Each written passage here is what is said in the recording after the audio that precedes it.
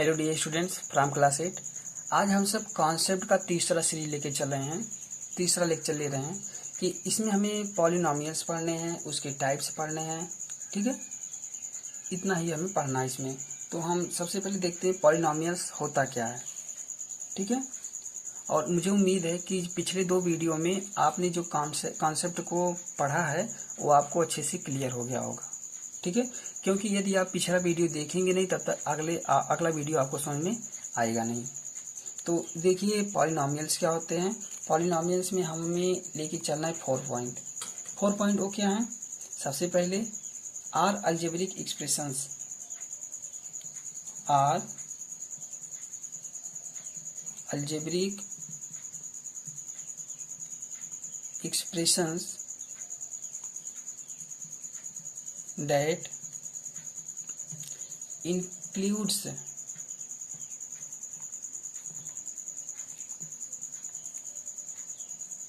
includes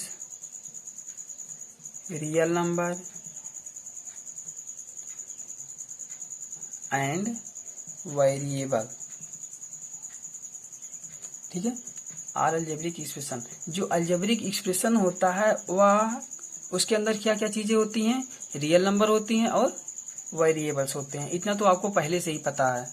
अब जो हमें जो पॉइंट देखना है वो दूसरा पॉइंट क्या है हमारा? दूसरा पॉइंट है contain more than one term, contains more than one term. जो हमारा टर्म होना चाहिए वह एक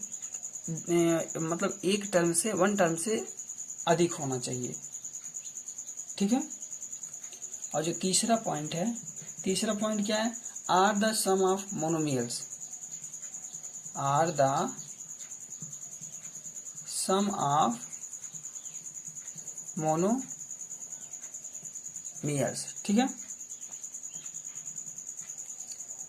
मोनोमियल्स क्या होता है अभी मैं बताऊंगा उसे। मैंने क्या बताया? जो सभी अलजेब्रिक एक्सप्रेशन होते हैं उसके अंदर क्या होती हैं? रियल नंबर होते हैं और सभी वेरिएबल होती हैं। Contains more than one term, एक टर्म से अधिक होना चाहिए। Are the sum of monomials, monomials के सम यानी ऐड होने चाहिए सब। मोनोमियल्स तो होने चाहिए लेकिन मोनोमियल्स भी एडिशन टर्म में होना चाहिए। Clear? Last point 4th point पर आते हैं। ठीक है, और वो पॉइंट क्या है हमारा? Division, square root and negative exponent लिख देते हैं हम। Division, square root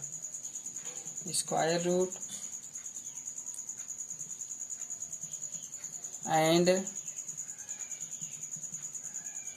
negative exponents cannot be involved in the variables. They can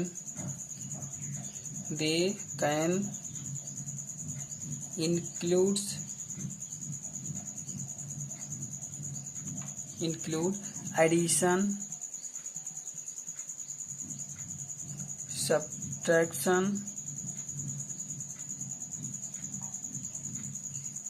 subtraction and multiplication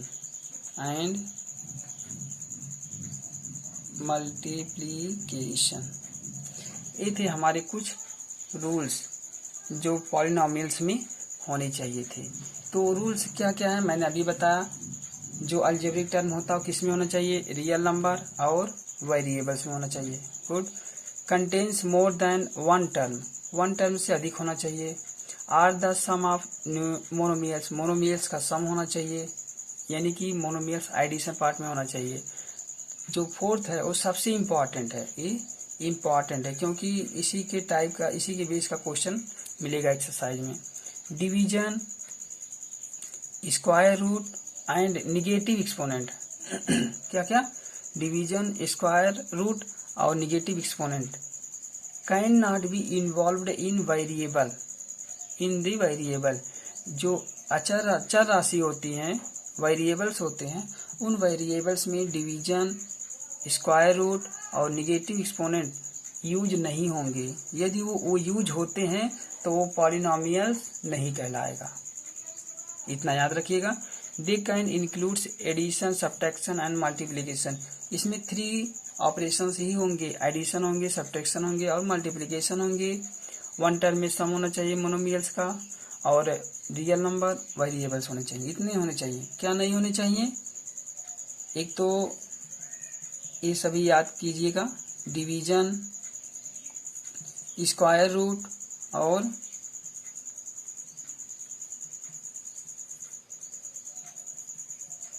negative exponent. आप पढ़ चुके हैं क्या होता है निगेटिव एक्सपोनेंट, स्क्वायर रूट और डिवीजन। ये तीनों नहीं होनी चाहिए, नहीं तो हमारा पॉलिनोमियल्स क्रिएट नहीं होगा। ठीक है, अब हम आते हैं इसके डिफरेंट टाइप ऑफ पॉलिनोमियल्स पर। देखते हैं types of polynomials. Types of polynomials. ठीक है, ये कितने टाइप का होते हैं, कितने टाइप का होता है? मीन जो हमारे बुक में दिया है वो केवल 3 टाइप दिया है। कितने टाइप दिए हैं? 3 टाइप। सबसे पहले मोनोमियल, मैंने अभी बताया था ना, मोनोमियल्स आया था, ये पहला हो गया। दूसरा जो है वो बायोमियल,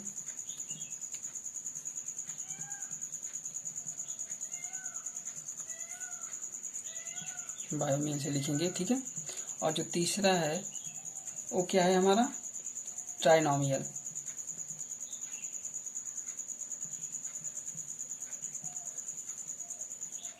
ठीक है, देखिए टाइप्स ऑफ पॉलिनोमियल्स, एक है मोनोमियल, एक है बायोमियल, एक ट्राइनोमियल। ये पॉलिनोमियल्स किसे कहते हैं? बहुपद। मैंने बताया था क्या होता है, बहुपद होता है। पद तो होना चाहिए, पद को कहते हैं टर्म, लेकिन बहु यानी बहुत से पद। ठीक है, एक है मोनोमियल, मोनो का होता है सिंगल, जिसमें केवल एक पद हो, उसे मोनोमियल। बायो का होता है 2, ट्राई का होता है 3। मोनो का 1, बायो का 2, ट्राई का 3। इसमें 1 पद, इसमें 2 पद, इसमें 3 पद। ठीक है, तो इसका डिफिनेशन लिख देते हैं, शॉर्ट में ही है।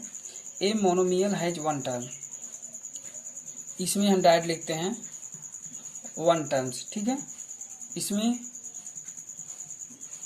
2 टर्म्स, इसमें 3 टर्म। क्लियर है? इसका एग्जाम्पल क्या है, आप लोग अच्छे से लिखिएगा। ये 1 टर्म में क्या होता है, मैंने बताया था 5x 2y 3z 9xyz 8pqrs। देखिए इन सभी में एक पद है, चाहे जितना लंबा आप खींचिए वो 1 पद ही रहेगा। और हम लेते हैं इसे 3 2 2a, ये सभी मोनोमियल्स हैं। क्लियर है?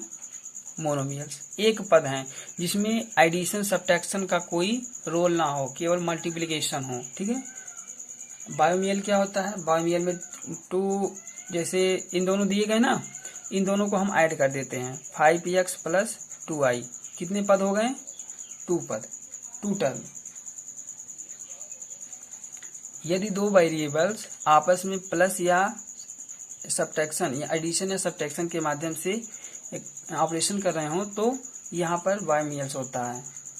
और यहाँ पर मैंने बताया था ना, पावर अलग अलग भी हो सकती हैं। ये भी हमारा कितने पद हैं? 2।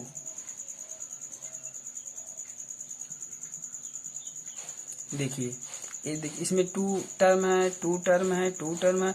ये प्लस रहे या माइनस रहे, इससे हमें नहीं मतलब। कितने टर्म है? 1 टर्म हो गए, 2 टर्म, 1 टर्म 2 टर्म। ठीक है, ट्राइनोमियल क्या होता है, इसमें 3 टर्म होते हैं, जैसे x plus Y plus Z, 3 term हो गए तो ट्राइनोमियल। और हम X square plus Y square plus Z square रख दें तो यह भी हमारा 3 टर्म हो गया। और यहाँ पर 2 plus 3x plus Y square इसको रख दें तब भी यह हमारा ट्राइनोमियल है। कहने का मीन्स कुछ भी हो लेकिन इसका टर्म कितना हो, 3 हो, ये हो गया ट्राइनोमियल। ओके, अब देखिए इन ट्राइनोमियल में यदि यहाँ पर पावर 1/2 कर दें तो क्या ये क्लियर है, z की पावर 1/2 क्या ये ट्राइनोमियल है, बताइए। नहीं है, क्यों नहीं है, क्योंकि बताया था हमें ना कि जो पावर होती है exponent power can not B negative, can not B negative और स्क्वायर रूट। उसका जो टर्म होता है वह ना तो डिवीजन में होगा, ना स्क्वायर रूट में होगा और ना ही निगेटिव नंबर होगा, इन तीनों में से कोई नहीं होगा। यदि यहाँ पर √2 लिख देते हैं तब भी नहीं होता है क्योंकि ये रूट में आ गया। ठीक है, चलिए ठीक है, इतना आपको समझ में आ गया है। अब हम डिग्री पर चलते हैं। Degree of A polynomials, degree of A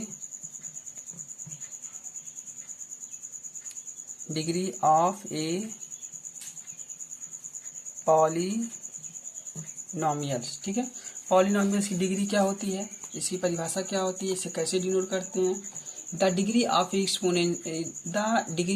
a polynomial is the highest degree of its term in that polynomials. The degree of a polynomial is the highest degree of its term in that polynomials. Short में लिखें तो short में जो होता है highest degree of its term, highest degree of its term.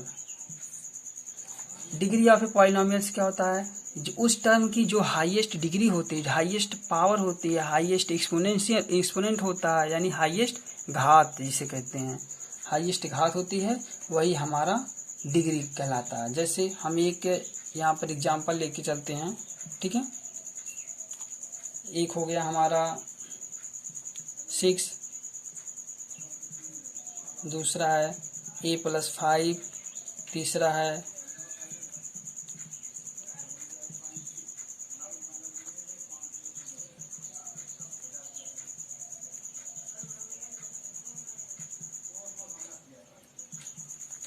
देखिए यहाँ पर 6 है, इसकी पावर कुछ नहीं दिया ना, इसमें हम जो निकालते हैं किसकी पावर निकालते हैं, टर्म की नहीं, वेरिएबल्स की पावर देखते हैं। किसकी पावर देखते हैं, वेरिएबल की पावर। इसमें वेरिएबल नहीं है ना, तो हम लिख सकते हैं वेरिएबल्स की पावर 0, किसी भी वेरिएबल्स को मान कर उसकी पावर 0 लगा सकते हैं। कहने का मीन सीधे आप लिखिए कि जो कांस्टेंट होता है कांस्टेंट का हाईएस्ट पावर 0 होता है। इसमें a की पावर कितना है, 1 है तो 1। इसमें हाईएस्ट पावर कितना है, हाईएस्ट 2 है तो 2 हो गया। इसमें हाईएस्ट कितना है, 6 है तो 6 हो गया। इसमें 9, ये है पावर डिग्री है जिसे कहते हैं। ठीक है, तो मुझे उम्मीद है आपको समझ में आ गया होगा। अब हमें पढ़ने हैं operations on algebraic expressions, operations on algebraic expressions.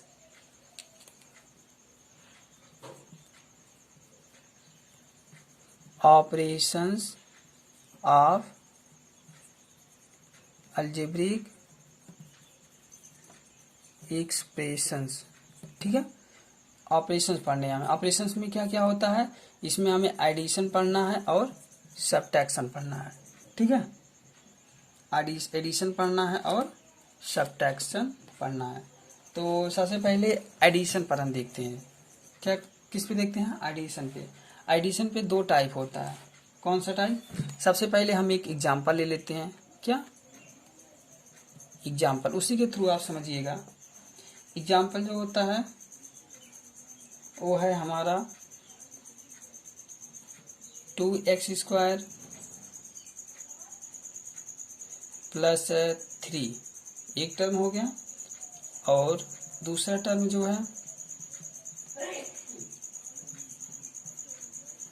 यह है दूसरा टर्म। फर्स्ट टर्म इस सेकेंड टर्म हो गया। इसको हमें ऐड करना है। क्या करना है? ऐड। इसमें दो टाइप्स हैं, एक है vertical method,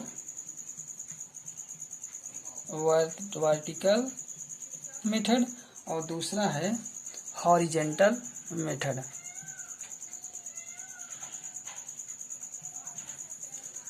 horizontal method. Vertical method में कैसे सॉल्व किया जाता है? वर्टिकल मेथड आप लोग जानते हैं, सिर्फ आप लोगों को हिंट देने की आवश्यकता है। ठीक है, सबसे पहले इस टर्म को लिख लीजिए। किस टर्म को?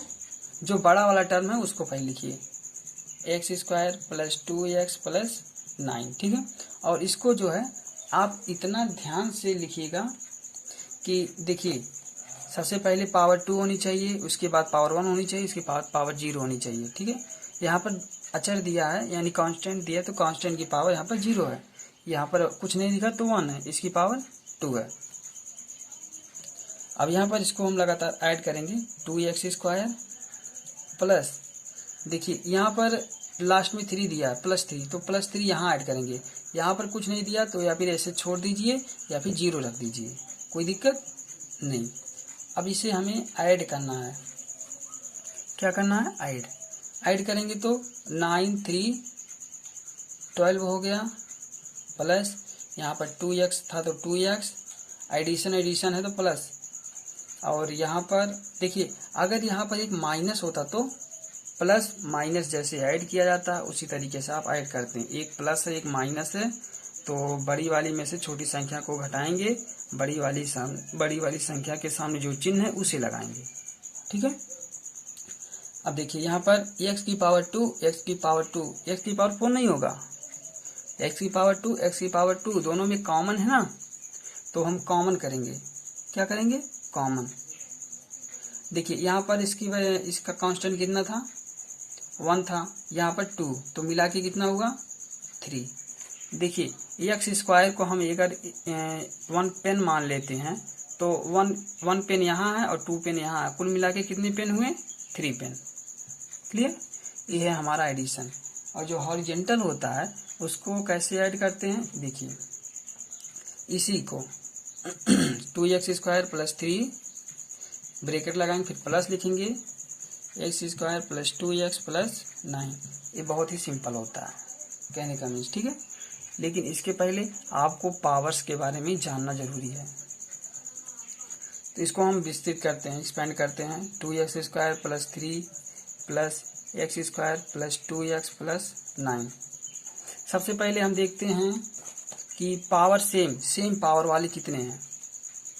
x² यहाँ पर है, x² यहाँ पर है, तो कितने हो गए? 2x² यहाँ है, 1x² यहाँ है, तो कुल मिला के 3x²। ठीक है, प्लस x का टर्म यहाँ है, x का टर्म कोई नहीं है, तो यहाँ पर प्लस 2x। हम साइन भी वही लगाते हैं जो इसके सामने दिया रहेगा, प्लस 9 प्लस 3, 9 3 होता है 12। देखिए यही है ना जो यहाँ पर आया था। आपको देखना कौन सा अच्छा है, लेकिन यदि बुक में मेथड से बोले कि इस मेथड से सॉल्व करना है तो वर्टिकल मेथड और ये हॉरिजेंटल मेथड। ये था हमारा एडिशन। अब हम चलते हैं सब्ट्रैक्शन पर। ये है हमारा एग्जाम्पल, किसके लिए है? ये सब्ट्रैक्शन के लिए। ठीक है, वो एडिशन के लिए था, सब्ट्रैक्शन के लिए था। इसको हमें सब्ट्रैक्ट करना किसमें से? फ्रॉम, इसमें से। तो वर्टिकल मेथड है और ये हॉरिजेंटल मेथड है। इसको मैं पहले राइट कर लेता हूँ। देखिए दोनों रूल मैंने इसे ड्रा कर लिए। अब हमें यहाँ सब्ट्रैक्ट करना, तो सब्ट्रैक्ट का साइन लगाएंगे। ठीक है, सब्ट्रैक्ट का साइन लगाएंगे तो आप याद रखिएगा, यहाँ लगाते हुए यदि यहाँ प्लस है तो ये माइनस हो जाएगा, और यहाँ माइनस है तो ये प्लस हो जाएगा। क्लियर इतना? अब देखिए ये -8 प्लस है और यहाँ पर +2, -8 है और यहाँ +2 है, तो इसको सॉल्व करेंगे तो आएगा -6। ठीक है, पी को हम कॉमन रखेंगे। ठीक है, यहाँ पर +7 है, यहाँ पर -14 है, इसको सॉल्व करेंगे तो 14 में से 7 जाए घटेगा तो यहाँ पर 7 आएगा, किसमें? -7 और p यहाँ पर आएगा। ये नहीं p 2p नहीं होगा, p स्क्वायर भी नहीं होगा, p कॉमन करके हम इसके कांस्टेंट की वेरी करते हैं। ठीक है, अब देखिए यहाँ पर p स्क्वायर है तो p स्क्वायर से राइट करेंगे और देखेंगे 11 में से 6 को सब्ट्रैक्ट करके कितना आया 5। तो ये है हमारा एडिशन रिजल्ट, सब्ट्रैक्शन रिजल्ट। अब इसमें देखते हैं तो 11p square plus 7p minus 8। अब माइनस का इसमें हम मल्टीप्लाई सब में करेंगे, ब्रैकेट हटाएंगे तो माइनस का मल्टीप्लाई सब में होगा। -6p स्क्वायर माइनस प्लस का multiply minus 14p minus minus ये हो गया +2।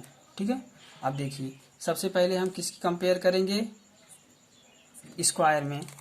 तो p स्क्वायर तो है, 11 में से 6 को सब्ट्रैक्ट करेंगे तो ये हो गया 5p स्क्वायर। अब देखिए किसका नंबर है दूसरा, p 2 की पावर के बाद 1 पावर 7p माइनस 14p, तो इसको सब्ट्रैक्ट करेंगे तो -7p माइनस 8 प्लस 2 ये हो गया -6। ठीक है, थोड़ा लेवल हार्ड की तरफ जा रहा है, टफ होता जा रहा है, लेकिन आप मैनेज कर लीजिएगा, कोई प्रॉब्लम नहीं होगी। तो आज के लिए बस इतना ही, और हमारे जितने भी रूल्स थे, कॉन्सेप्ट थे, वो सभी क्लियर हो चुके हैं। अब हमें जो पढ़ना है वो हमारा एक्सरसाइज 6.1 पढ़ना है। ठीक है, चलिए ठीक है, आप सब इसे रिवीजन करते रहिएगा, और बुक जिसके पास हो वो बुक से लेके मैटर, देखिए मैं बुक का दिखा दे रहा हूँ। ये है एक्सरसाइज 6.1, पढ़ लीजिए क्या लिखा है। इसमें है मिसिंग टर्म, सब्ट्रैक्शन है, एडिशन। मैंने सब्ट्रैक्शन बता दिया, एडिशन बता दिया। ठीक है, और expression, numericals coefficient, literal coefficient, constant, ये सभी दिए हैं। आप यदि रूल्स को पढ़ लिए हैं तो इन सबको सॉल्व करने का प्रयास अवश्य कीजिएगा। ठीक है, जितने दिए गए हैं इन सबको सॉल्व जरूर कीजिए।